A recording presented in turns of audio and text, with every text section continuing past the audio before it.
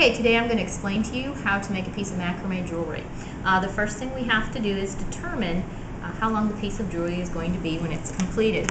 As you see by our examples here, you can make jewelry out of different colors of hemp. You can use different beads, have different patterns. But first we have to start with how long is it going to be when it's completed. The best way to determine this is by taking a piece of string or cording, figuring out what kind of jewelry you're going to make. I'm going to make a bracelet, so I'm going to wrap it around my wrist. I get it. There we go.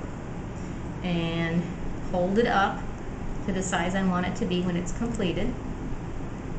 Okay, then I'm going to take it and measure it, and it comes to 7 inches. Now the rule of thumb for the jewelry that we're making, using the process that we do, is for every 5 inches you need 3 feet of cording, because we're going to double over our cords. Now in this case, I want to have a 7-inch bracelet. What I'm going to do is I'm going to push the numbers up so it's easier to do the math, and instead of 3 feet I'm going to go up to 6 feet of cording. Now each side of a yardstick is 3 feet, and I'm going to need at least 2 pieces of cording. I'm going to double over my cords, and I need 4 cords to do a square knot or a spiral, with 2 for my anchor. So I'm now cutting 2 pieces of hemp cording. Each one's going to be 6 feet long. Now, remember our lark's head knots that we used to attach our cords to our pencils when we did our sampler. Now we're going to use a skewer, so it leaves a very small loop at the end to which we can put a bead or a string through to attach our jewelry. We're going to attach this using our lark's head knot. Okay, and remember, lark's head is always supposed to face towards you when you're working on your piece of jewelry. Now the next thing I'm going to do is attach the second cord, not using the lark's head knot, but using half of a square knot. Okay, so I'm going to do 1 cord in the back, 1 cord in the front, and the one on top goes through to the bottom. The one on the bottom comes through to the top. So I'm actually tying 1 cord to the other. Okay? Now I have my 4 pieces of cording. Now before I start tying my knots, I have to decide what my pattern is going to look like. So I'm going to take a piece of paper, and I'm going to mark it 7 inches, because that's as long as I want my jewelry to be when it's completed. Then I have to choose which beads I'm going to put in my piece of jewelry.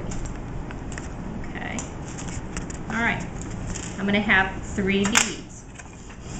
Now if I want a bead right in the center, I'm going to find the midpoint, which is 3.5 inches, and mark a bead. Then I'm going to have a bead at 1 inch from the right end and 1 inch from the left end. Okay, so now I've marked my beads. The next thing you need to do is decide what knots you're going to use. In my pattern, I'm going to go ahead and use square knots, then spiral, then spiral, then square. Now this is my pattern. I don't have to worry about counting knots, and I don't have to worry about measuring. This will go up underneath, so when I tie my square knots and I get to this round dot, I put in a bead on my anchor cords. Okay? When I get to the next area, it tells me to do spirals. I will do my spiral knots, and then I come to a bead, I'll put another bead in. This is the best way. You can count knots, or you can create a pattern, but this way you don't have to keep track. Alright, now you can choose to do either square or spiral knots, or you can do any of the knots that you used in your sampler. If you're using 2 different colored pieces of cording, which I don't have that with me, but you can switch off and have 1 color in the middle and 1 on either end. Just remember that whatever is your anchor is going to be the color you do not see. Okay? To begin tying my knots, I am simply going to do square. So I'm going to go right on top, left on the bottom. Now the best thing to do is to tape down your work, or tie it off somehow. Taping's probably the easiest. So remember, with our square knot, it's right on top, left on the bottom. And when I get to the point where I want to add my bead, I'm going to put my bead on one of my anchor cords, or both if it'll fit. Go up your anchor cord.